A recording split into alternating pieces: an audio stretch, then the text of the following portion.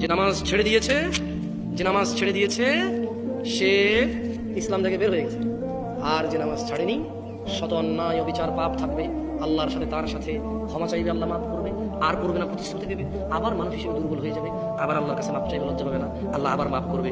এরপর এক পর্যায়ে আল্লাহ ঘোষণা দিয়েছে ইল্লা মান তাব, অথবা যে ব্যক্তি তার সমস্ত গুনাহ থেকে ফিরে আসে, ওয়া আমানা, আল্লাহর প্রতি ঈমান আনে, ওয়া আমিলা আমালান সালিহা, তার গুনাহ যত কিছুই হোক সে যদি ফিরে আসে, ঈমান আনে, মাপ চায়, ভালো কাজ করে, ফাউলাইকা ইউবাদদিলুল্লাহ সাইয়্যাতিহিম হাসানাত। এই যে লোকটা বললো জেনা করবে না, আবার করছে, চেষ্টা করছে না করা হয়ে গেছে, নেশা করবে না, আবার করছে, সর্বোচ্চ চেষ্টা করেছে না করার পথে হয়ে গেছে।